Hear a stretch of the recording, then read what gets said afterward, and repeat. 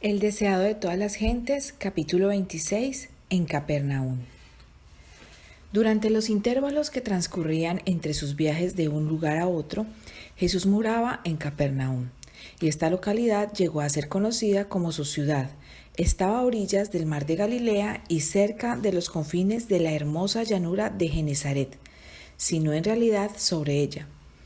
La profunda depresión del lago da a la llanura que rodea sus orillas el agradable clima del sur. Allí prosperaban en los días de Cristo la palmera y el olivo. Había huertos y viñedos, campos verdes y abundancia de flores para matizarlos alegremente. Todo regado por arroyos cristalinos que brotaban de las peñas. Las orillas del lago y los collados que lo rodeaban a corta distancia estaban tachonados de aldeas y pueblos. El lago estaba cubierto de barcos pesqueros. Por todas partes se notaba la agitación de una vida activa. Capernaum misma se prestaba muy bien para ser el centro de la obra del Salvador. Como se encontraba sobre el camino de Damasco a Jerusalén y Egipto y al mar Mediterráneo, era un punto de mucho tránsito. Gente de muchos países pasaba por la ciudad o quedaba allí a descansar en sus viajes de un punto a otro.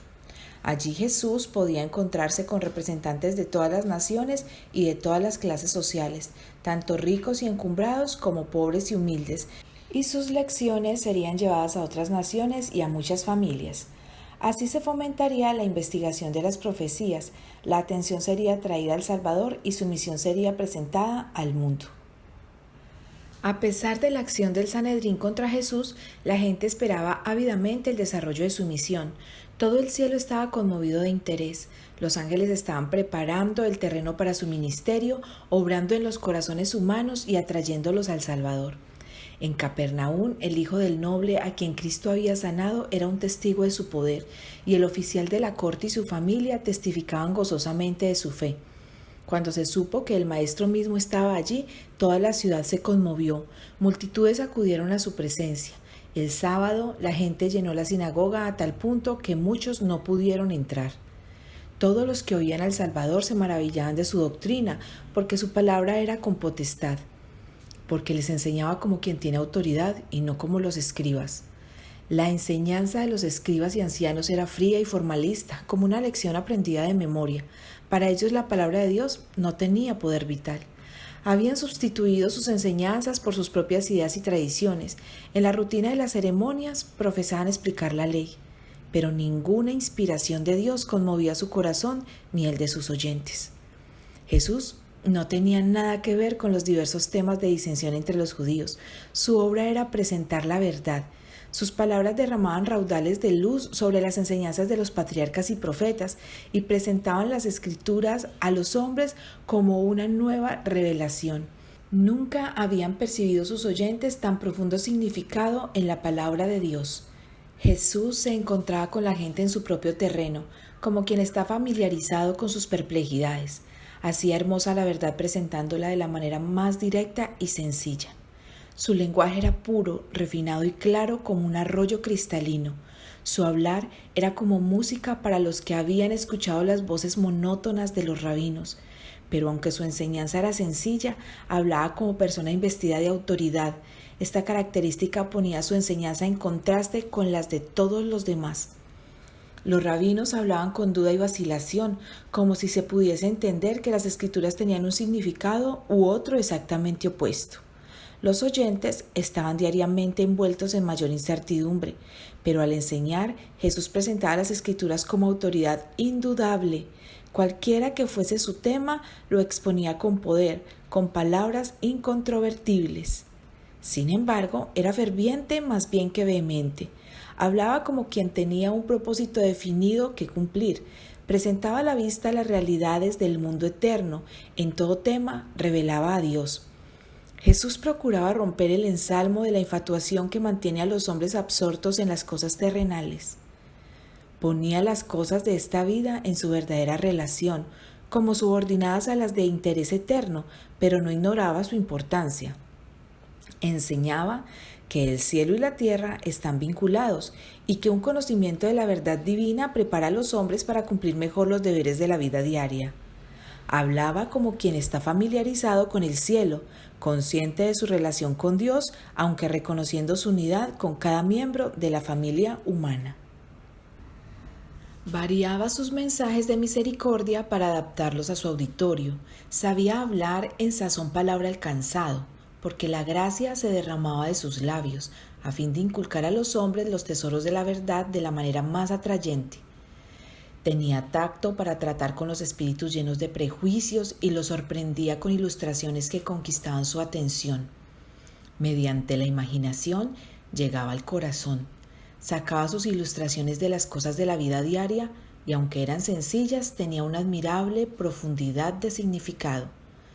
Las aves del aire, los lirios del campo, la semilla, el pastor y las ovejas eran objetos con los cuales Cristo ilustraba la verdad inmortal, y desde entonces, siempre que sus oyentes veían estas cosas de la naturaleza, recordaban sus palabras. Las ilustraciones de Cristo repetían constantemente sus lecciones.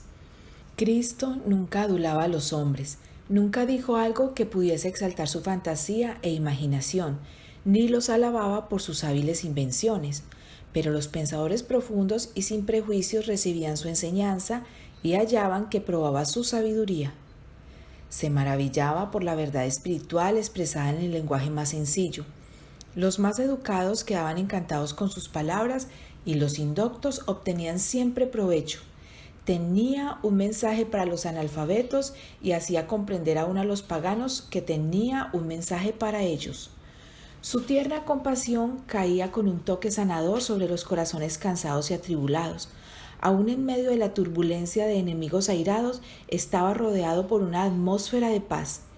La hermosura de su rostro, la amabilidad de su carácter, sobre todo el amor expresado en su mirada y su tono, atraían a él a todos aquellos que no estaban endurecidos por la incredulidad. De no haber sido por el espíritu suave y lleno de simpatía que se manifestaba en todas sus miradas y palabras, no habría atraído las grandes congregaciones que atraía. Los afligidos que venían a él sentían que vinculaba su interés con los suyos como un amigo fiel y tierno, y deseaban conocer más de las verdades que enseñaba. El cielo se acercaba. Ellos anhelaban permanecer en su presencia y que pudiese acompañarlos de continuo el consuelo de su amor. Jesús vigilaba con profundo fervor los cambios que se veían en los rostros de sus oyentes. Los que expresaban interés y placer le causaban gran satisfacción. A medida que las saetas de la verdad penetraban hasta el alma a través de las barreras del egoísmo y obraban contrición y finalmente gratitud, el Salvador se alegraba. Cuando su ojo recorría la muchedumbre de oyentes y reconocía entre ellos rostros que había visto antes, su semblante se iluminaba de gozo. Veía en ellos promisorios súbditos para su reino. Cuando la verdad claramente pronunciada tocaba algún ídolo acariciado, notaba el cambio en el semblante, la mirada fría y el ceño que le decía que la luz no era bienvenida. Cuando veía a los hombres rechazar el mensaje de paz, su corazón se transía de dolor. Mientras estaba Jesús en la sinagoga, hablando del reino que había venido a establecer y de su misión de libertar a los cautivos de Satanás, fue interrumpido por un grito de terror. Un loco se lanzó hacia adelante de entre la gente clamando: «¡Déjanos! ¿Qué tenemos contigo, Jesús Nazareno? ¿Has venido a destruirnos? Yo te conozco quién eres, el Santo de Dios». Todo quedó entonces en confusión y alarma. La atención se desvió de Cristo y la gente ya no oyó sus palabras. Tal era el propósito de Satanás al conducir a su víctima a la sinagoga. Pero Jesús reprendió al demonio diciendo: «Enmudece y sal de él». Entonces el demonio, derribándole en medio, salió de él y no le hizo daño alguno. La mente de este pobre doliente había sido oscurecida por Satanás, pero en presencia del Salvador un rayo de luz había atravesado las tinieblas. Se sintió incitado a desear estar libre del dominio de Satanás, pero el demonio resistió al poder de Cristo. Cuando el hombre trató de pedir auxilio a Jesús, el mal espíritu puso en su boca las palabras y el endemoniado clamó con la agonía del temor. Comprendía parcialmente que se hallaba en presencia de uno que podía librarle, pero cuando trató de ponerse al alcance de esa mano poderosa, otra voluntad le retuvo. Las palabras de otro fueron pronunciadas por su medio.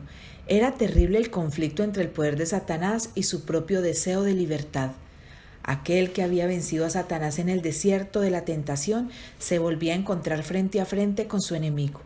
El diablo ejercía todo su poder para conservar el dominio sobre su víctima. Perder terreno sería dar una victoria a Jesús. Parecía que el torturado iba a fallecer en la lucha con el enemigo que había arruinado su virilidad. Pero el Salvador habló con autoridad y libertó al cautivo. El hombre que había sido poseído permanecía delante de la gente admirada, feliz en la libertad de su dominio propio. Aún el demonio había testificado el poder divino del Salvador. El hombre alabó a Dios por su liberación.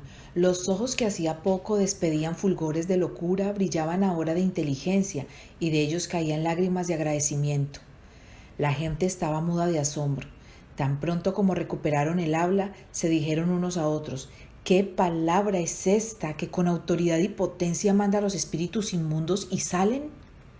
La causa secreta de la aflicción que había hecho de este hombre un espectáculo terrible para sus amigos y una carga para sí mismo estribaba en su propia vida. Había sido fascinado por los placeres del pecado y había querido hacer de su vida una gran diversión. No pensaba llegar a ser un terror para el mundo y un oprobio para su familia. Había creído que podía dedicar su tiempo a locuras inocentes. Pero una vez encaminado hacia abajo, sus pies descendieron rápidamente. La intemperancia y la frivolidad pervirtieron los nobles atributos de su naturaleza y Satanás llegó a dominarlo en absoluto. El remordimiento vino demasiado tarde. Cuando quiso sacrificar las riquezas y los placeres para recuperar su virilidad perdida, ya se hallaba impotente en las garras del maligno. Se había colocado en el terreno del enemigo y Satanás se había posesionado de todas sus facultades. El tentador le había engañado con sus muchas seducciones encantadoras, pero una vez que el pobre hombre estuvo en su poder, el enemigo se hizo inexorable en su crueldad y terrible en sus airadas visitas. Así sucederá con todos los que se entreguen al mal. El placer fascinante de los comienzos termina en las tinieblas de la desesperación o la locura de un alma arruinada. El mismo mal espíritu que tentó a Cristo en el desierto y que poseía al endemoniado de Capernaum dominaba a los judíos incrédulos, pero con ellos asumía un aire de piedad, tratando de engañarlos en cuanto a sus motivos para rechazar al Salvador. Su condición era más desesperada que la del endemoniado, porque no sentían necesidad de Cristo y por lo tanto estaban sometidos al poder de Satanás. El periodo del ministerio personal de Cristo entre los hombres fue el tiempo de mayor actividad para las fuerzas del reino de las tinieblas. Durante siglos, Satanás y sus malos ángeles habían procurado dominar los cuerpos y las almas de los hombres, imponiéndoles el pecado y el sufrimiento, y acusando luego a Dios de causar toda esa miseria. Jesús estaba revelando a los hombres el carácter de Dios, estaba quebrantando el poder de Satanás y libertando a sus cautivos. Una nueva vida y el amor y poder del cielo estaban obrando en los corazones de los hombres, y el príncipe del mal se había levantado para contender por la supremacía de su reino. Satanás había reunido todas sus fuerzas y a cada paso se oponía a la obra de Cristo. Así sucederá en el gran conflicto final de la lucha entre la justicia y el pecado. Mientras bajan de lo alto nueva vida, luz y poder sobre los discípulos de Cristo, una nueva vida surge de abajo y da energía a los agentes de Satanás. Cierta intensidad se está apoderando de todos los elementos terrenos. Con una sutileza adquirida durante siglos de conflicto, el príncipe del mal obra disfrazado. Viene como ángel de luz y las multitudes escuchan a espíritus de error y a doctrinas de demonios. En los días de Cristo, los dirigentes y maestros de Israel no podían resistir la obra de Satanás. Estaban descuidando el único medio por el cual podrían haber resistido a los malos espíritus. Fue por la palabra de Dios como Cristo venció al maligno. Los dirigentes de Israel profesaban exponer la palabra de Dios, pero la habían estudiado solo para sostener sus tradiciones e imponer sus observancias humanas. Por su interpretación, le hacían expresar sentidos que Dios no le había dado. Sus explicaciones místicas hacían confuso lo que él había hecho claro. Discutían insignificantes detalles técnicos y negaban prácticamente las verdades más esenciales. Así se propalaba la incredulidad. La palabra de Dios era despojada de su poder y los malos espíritus realizaban su voluntad. La historia se repite. Con la Biblia abierta delante de sí y profesando reverenciar sus enseñanzas, muchos de los dirigentes religiosos de nuestro tiempo están destruyendo la fe en ella como palabra de Dios. Se ocupan en disecarla y dan más autoridad a sus propias opiniones que a las frases más claras de esa palabra de Dios que pierde en sus manos su poder regenerador. Esta es la razón por la cual la incredulidad se desborda y la iniquidad abunda. Una vez que Satanás ha minado la fe en la Biblia, conduce a los hombres a otras fuentes en busca de luz y poder. Así se insinúa. Los que se apartan de la clara enseñanza de las Escrituras y del poder convincente del Espíritu Santo de Dios están invitando al dominio de los demonios. Las críticas y especulaciones acerca de las Escrituras han abierto la puerta al espiritismo y a la teosofía, formas modernas del antiguo paganismo, para que penetren aún en las iglesias que profesan pertenecer a nuestro Señor Jesucristo. Al par que se predica el Evangelio, hay agentes que trabajan y que no son sino intermediarios de los espíritus mentirosos. Muchos tratan con ellos por simple curiosidad, pero al ver pruebas de que obra un poder más que humano, quedan cada vez más seducidos hasta que llegan a estar dominados por una voluntad más fuerte que la suya. No pueden escapar de ese poder misterioso. Las defensas de su alma quedan derribadas, no tienen vallas contra el pecado. Nadie sabe hasta qué abismos de degradación puede llegar a hundirse una vez que rechazó las restricciones de la palabra de Dios y de su espíritu. Un pecado secreto o una pasión dominante puede mantener a un cautivo tan impotente como el endemoniado de Capernaum. Sin embargo, su condición no es desesperada. El medio por el cual se puede vencer al maligno es aquel por el cual Cristo venció, el poder de la palabra. Dios no domina nuestra mente sin nuestro consentimiento, pero si deseamos conocer y hacer su voluntad, se nos dirige la promesa: conoceréis la verdad, y la verdad os hará libres. Si alguno quisiere hacer su voluntad, conocerá de mi enseñanza. Apoyándose en estas promesas, cada uno puede quedar libre de las trampas del error y del dominio del pecado. Cada hombre está libre para elegir el poder que quiere ver dominar sobre él. Nadie ha caído tan bajo, nadie es tan vil que no pueda hallar liberación en Cristo. El endemoniado, en lugar de oraciones, no podía sino pronunciar las palabras de Satanás. Sin embargo, la muda súplica de su corazón fue oída. Ningún clamor de un alma en necesidad, aunque no llegue a expresarse en palabras, quedará sin ser oído. Los que consienten en hacer pacto con el Dios del cielo no serán abandonados al poder de Satanás o a las flaquezas de su propia naturaleza. Son invitados por el Salvador.